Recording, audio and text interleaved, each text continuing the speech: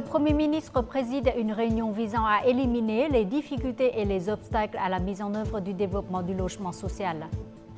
Les entreprises vietnamiennes s'efforcent de faire face aux mesures de défense commerciale sur les marchés importateurs. Rencontrons en fin d'édition Pierre Thiam, un célèbre chef sénégalo-américain qui a trouvé une inspiration culinaire sans fin dans la cuisine vietnamienne.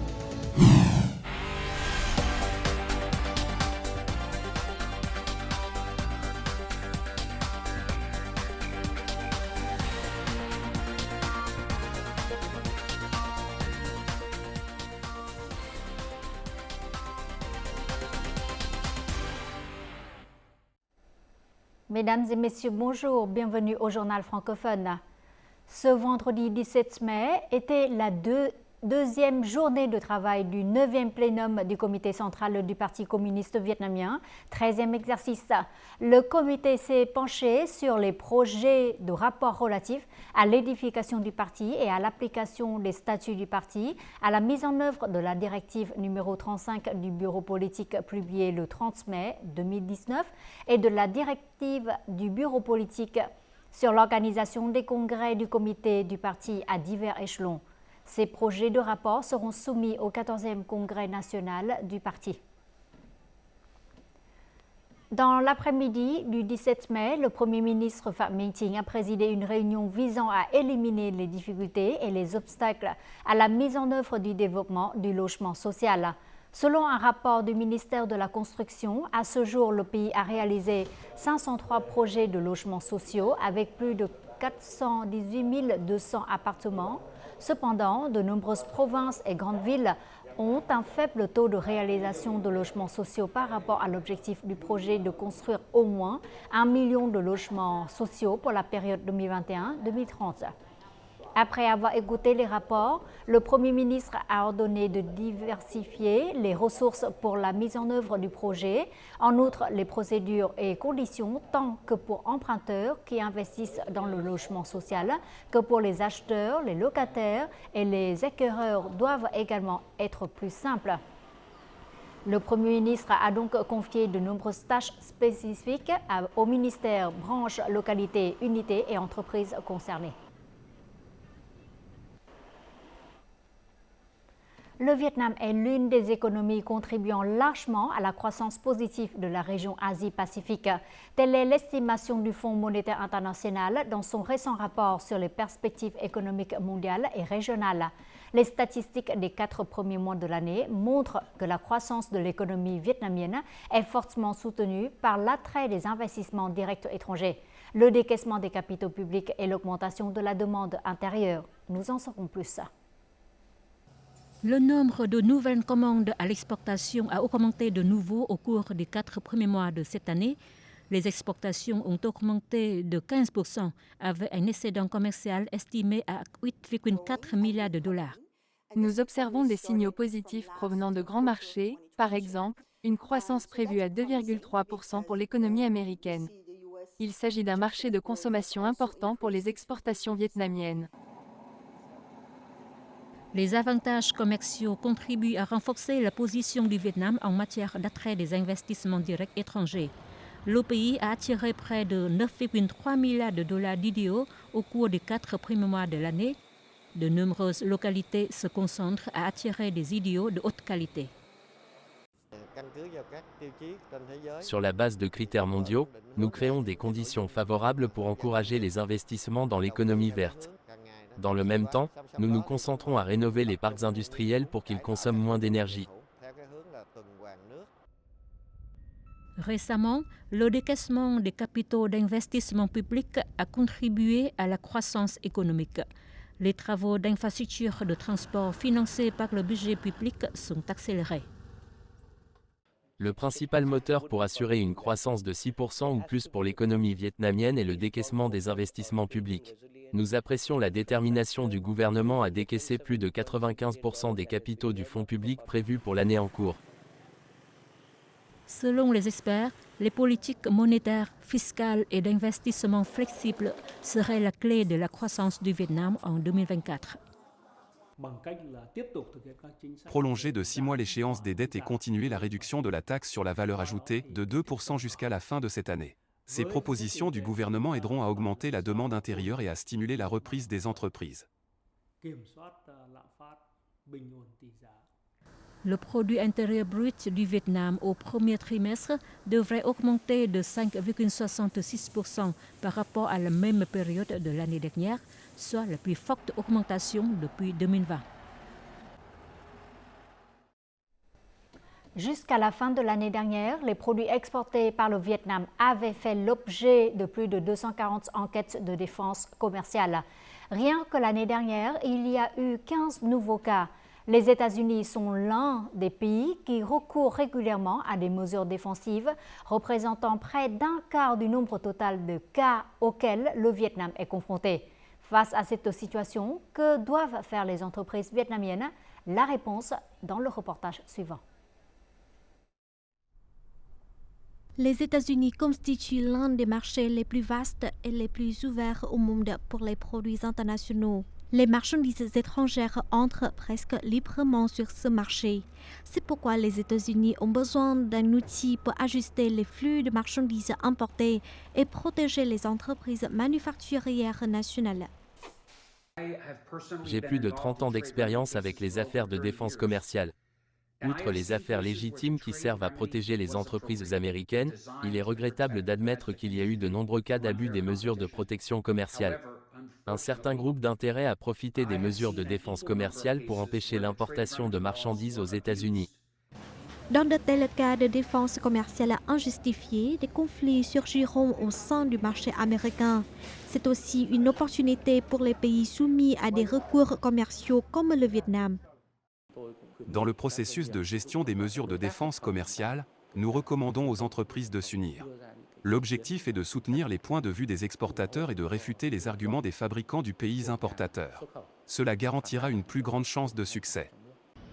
Avant d'ouvrir des enquêtes sur des poursuites judiciaires, les marchés d'importation comme les États-Unis passeront beaucoup de temps à préparer les preuves.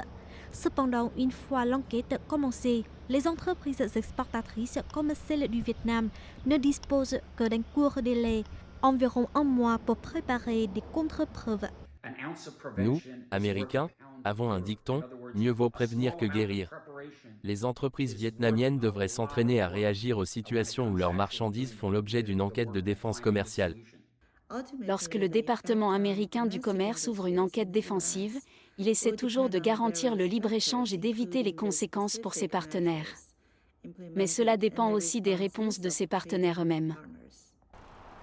Les pays ayant des atouts en matière de production et d'exportation seront toujours soumis à des mesures de défense commerciale.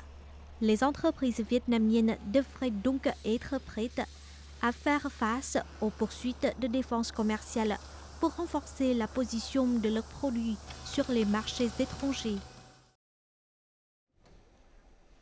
Depuis le début du mois de mai, plus de 20 banques vietnamiennes ont augmenté les taux d'intérêt de l'épargne de 0,2 à 0,3 points de pourcentage par an pour attirer les déposants dans un contexte où le montant de l'épargne dans le système bancaire a diminué pour la première fois après 25 mois consécutifs d'augmentation. Les taux d'intérêt des dépôts à moins de 6 mois, de nombreuses banques approchent le niveau de 5% par an. Le taux d'intérêt sur 6 mois reste le même. Seules quelques banques proposent des taux d'intérêt élevés, mais pour bénéficier de ce taux d'intérêt, les déposants doivent déposer de grosses sommes d'argent, jusqu'à des dizaines de milliards de dong. Les données récentes de l'Office général des statistiques montrent que la mobilisation du capital des établissements de crédit a diminué de 0,76% par rapport à la fin 2023. Au premier trimestre, la croissance de la mobilisation du dépôt des banques était à un niveau très faible.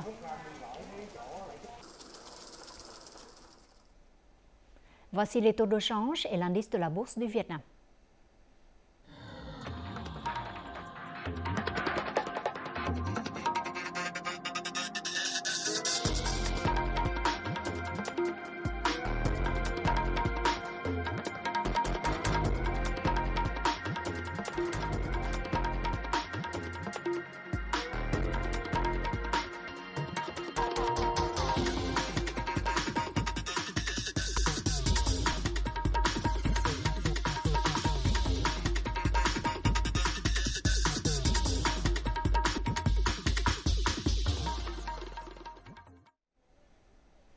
Même si la saison chaude ne fait que commencer, de nombreux réservoirs dans la province de Nghệ An sont déjà à sec, ce qui présente un risque élevé de pénurie d'eau pour la récolte de riz d'été et d'automne. Les rivières, les lacs, les étangs et les rizières se sont asséchés, affectant gravement la vie et la production locale. De nombreux grands réservoirs de la région, comme le lac Xuân Dương dans la commune de Dien Phu, d'une capacité de 11 millions de mètres cubes d'eau, ne disposent désormais que de près de 40% du volume d'eau restant. Pour garantir l'eau pour l'irrigation de la récolte d'été-automne, le service de l'irrigation de Nghệ An a établi des plans d'irrigation pour chaque région et gère strictement les sources d'eau pour prévenir les fuites d'eau. Alors que plusieurs provinces des hauts plateaux du centre et les régions du sud ont connu des pluies, les provinces du centre méridional comme Ninh Thuận entrent actuellement dans le pic de la sécheresse. Ici, des milliers d'hectares de culture risquent d'être abandonnés à cause de la sécheresse. Cela nécessite des solutions urgentes pour assurer les moyens de subsistance des populations vivant dans les zones frappées par la sécheresse. Personne ne penserait qu'il s'agit du lit de la rivière Bio, l'un des plus grands réservoirs d'eau de la province de Ninh Thuận, avec une capacité nominale de près de 24 millions de mètres cubes.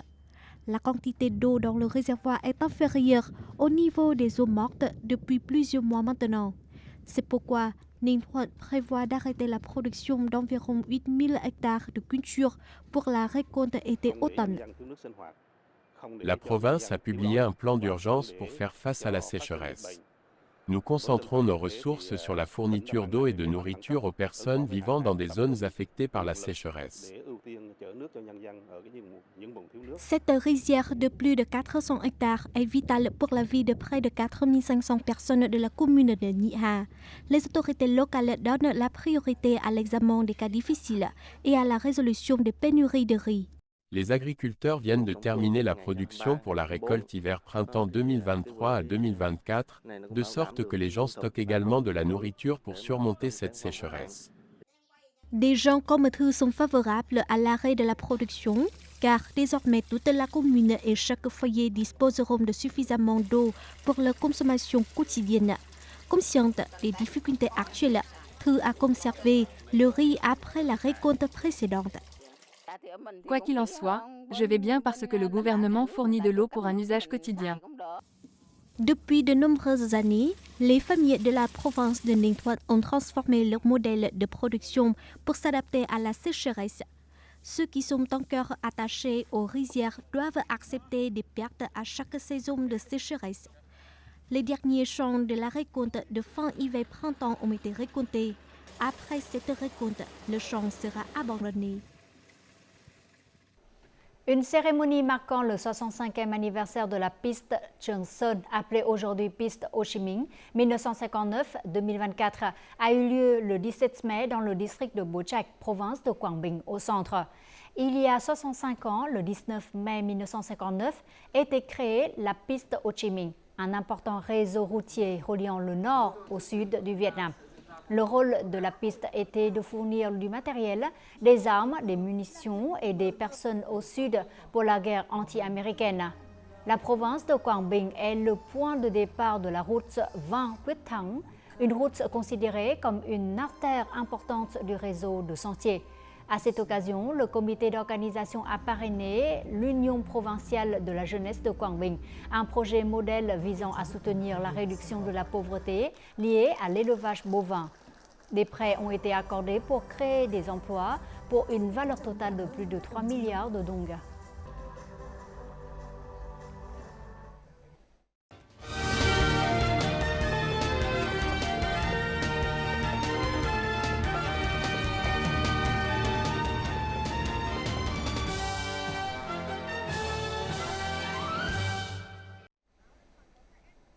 Tout de suite, un condensé des faits marquants de la semaine écoulée.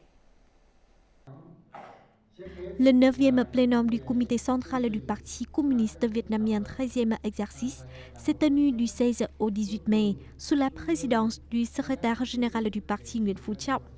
Au menu des discussions, les projets de documents à soumettre au 14e congrès national du parti et l'organisation des congrès des antennes du parti à différents échelons. Le comité central a accepté de laisser Trương Thị Mai, membre du bureau politique et membre du comité central du 13e mandat, quitter ses postes. 4 personnes ont été élues au poste de membre du bureau politique du 13e mandat pour compléter cette rang. Le secrétaire général Nguyễn Phú Trọng a prononcé le discours d'ouverture du plénum, rappelant que le 14e congrès national du parti serait organisé au début de 2026. Le Premier ministre Phạm Minh Chính a assisté le 15 mai à une cérémonie marquant la journée des sciences et technologies du Vietnam, le 18 mai, et la remise du prix Tạ Quang Bửu. Prenant la parole, le chef du gouvernement a rappelé les recommandations prononcées il y a 61 ans par le président Ho Chi Minh, selon lesquelles les sciences devraient être basées sur la production et servir celle-ci afin d'améliorer la productivité. Il a ainsi exhorté à accroître l'attractivité et à diversifier les ressources pour la science, la technologie et l'innovation. Lors de cette cérémonie, le Premier ministre a décerné le prix Tạ Quang Bửu à 2 scientifiques en récompense de leurs études en physique et en environnement. Le vice-président permanent de l'Assemblée nationale Trần Thanh Mẫn a reçu le 15 mai André Flau, ministre d'État et ancien président de la Chambre des représentants de Belgique. Trần Thanh Mẫn a remercié la Chambre des représentants de Belgique d'avoir adopté en octobre dernier une résolution appelant au soutien des victimes vietnamiennes de l'agent Orange. Le dirigeant vietnamien a appelé la Belgique à soutenir le Vietnam dans le traitement de la dioxine. Il a également exprimé le souhait que la Chambre des représentants de Belgique ratifie l'accord de la protection des investissements Vietnam-Union européenne EVIPA afin de maximiser les potentiels de coopération entre les deux pays. Le 16 mai, le ministère de l'Industrie et du Commerce a annoncé le rapport sur l'import-export du Vietnam en 2023. C'est la 8e année consécutive que ce rapport est publié. Selon le rapport, le chiffre d'affaires des exportations du pays a atteint 354,7 milliards de dollars en 2023, soit une baisse de 4,6% par rapport à 2022. Ho Chi Minh Ville est resté en tête du pays en termes de recettes d'exportation en 2023 avec 42,46 milliards de dollars. Une croissance des exportations en 2023 a été enregistrée dans les 3 groupes de biens, notamment les produits agricoles et aquatiques, les combustibles minéraux et l'industrie manufacturière. L'Assemblée générale des Nations unies a tenu le 13 mai une session extraordinaire d'urgence pour discuter la situation au Moyen-Orient et de la question palestinienne. L'ambassadeur Đặng Hoàng Giang, chef de la mission permanente du Vietnam auprès de l'ONU, a déclaré que le Vietnam co-parrainait et soutenait la résolution historique de l'Assemblée générale de l'ONU, soutenait aussi l'État de Palestine pour qu'il rejoigne bientôt l'ONU. Lors de la session, la majorité des pays ont continué d'exprimer leurs profondes préoccupations face au conflit et à la situation humanitaire dans la bande de Gaza et face aux récents développements compliqués et au risque d'escalade vers une guerre régionale. Environ 600 magasins de près de 400 commerçants vietnamiens ont été presque entièrement détruits dans un incendie survenu le 12 mai dans le centre commercial Marywinska à Varsovie en Pologne. Il n'y a pas eu de victimes, mais presque tous les biens ont été détruits. L'Association vietnamienne de Pologne et plusieurs associations vietnamiennes ont créé un comité de soutien communautaire pour les Vietnamiens touchés par l'incendie. L'ambassade du Vietnam en Pologne a également publié des numéros d'assistance téléphonique pour la protection des citoyens. Pour ceux qui ont perdu leurs papiers personnels dans l'incendie, l'ambassade est prête à apporter un maximum de soutien afin qu'ils puissent en obtenir rapidement de nouveau. Une délégation des représentants d'agences de voyage de Ho Chi Minh Ville a participé au Salon international du tourisme de Francfort 2024 qui a eu lieu du 14 au 16 mai. Il s'agit de l'un des 2 salons internationaux majeurs dans le domaine du tourisme événementiel MICE. Ce salon est destiné spécifiquement aux spécialistes de l'organisation de conférences et congrès, de lancement de produits, d'incentives et de l'achat de contingents dans les établissements accueillant une clientèle d'affaires.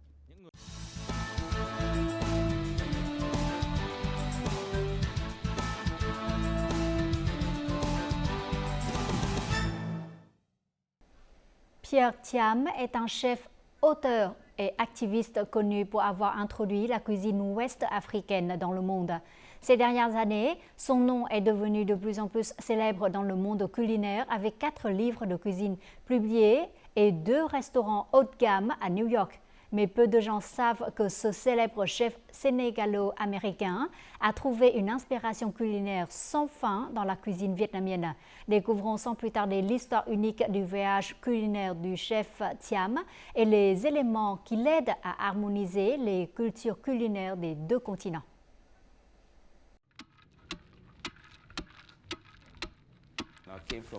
Je viens d'un pays où la cuisine est réservée aux femmes. Au Sénégal, je n'ai jamais vu un homme cuisiner. Mon père n'a jamais cuisiné, mes oncles non plus. Seulement l'oncle Jean, parce qu'il vient du Vietnam, cela m'a vraiment fasciné.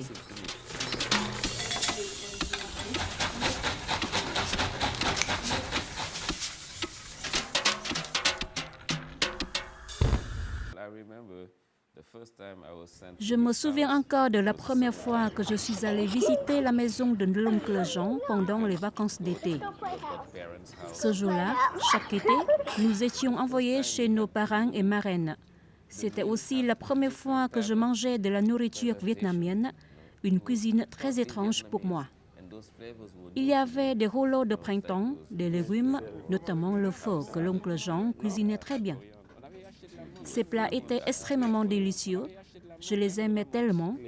J'avais l'impression d'être immergée dans un paradis culinaire.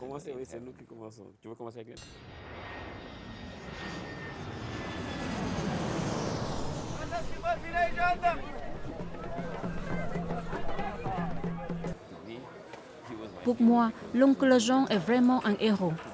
Aucun homme ne sait cuisiner aussi bien que lui. Plusieurs années plus tard, je l'ai invité à New York pour travailler comme consultant pour mon restaurant. Surtout, il m'a appris la façon d'utiliser la sauce de poisson et de produire la propre sauce de poisson. Nous sommes allés ensemble au marché aux poissons, avons acheté les ingrédients, les avons mis dans de grands tonneaux et les avons recouverts de sel. Puis nous avons laissé les poissons cuire pendant 6 mois. En attendant qu'ils sentent et dégagent une sauce merveilleuse. J'ai appris toutes ces techniques auprès de l'oncle Jean. L'oncle Jean possède un petit jardin où il cultive toutes sortes d'herbes aromatiques, notamment du piment, des tomates, des fines herbes, de la citronnelle et de la coriandre. Chaque fois qu'il cuisine, il va au jardin, cueille lui-même les herbes aromatiques. C'est aussi une leçon pour moi. Plus c'est frais, plus c'est savoureux. Si je les achète au marché, je ne saurais pas d'où proviennent ces légumes. Mais si ces légumes sont cueillis directement dans le jardin, c'est le début d'un plat délicieux.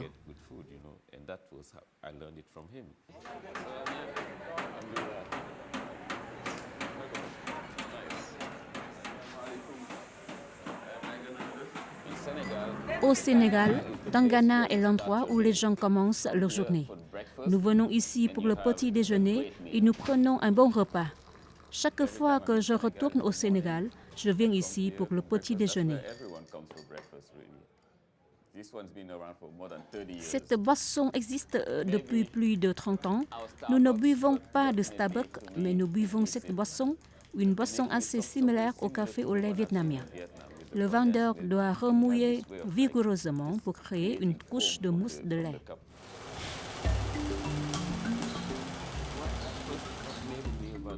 Quand j'ai mangé des rouleaux de printemps pour la première fois, leur saveur, un plat riche, m'a vraiment impressionné.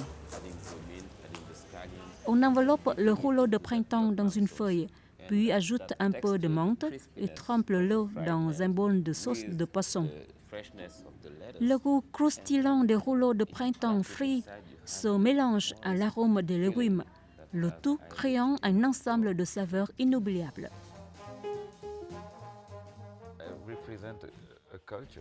Nous venons de cultures différentes, avec des cuisines différentes. D'être un ambassadeur culinaire est quelque chose de très significatif pour moi. Lorsque tout le monde se met à table pour manger ensemble, toutes les barrières sont levées, tout le monde peut facilement se parler.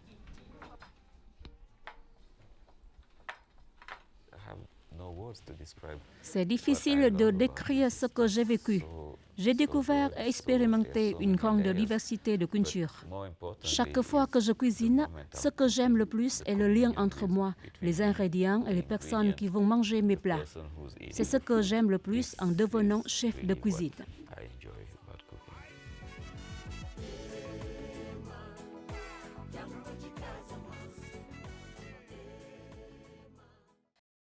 En fin de journal, voyons tout de suite les prévisions météo.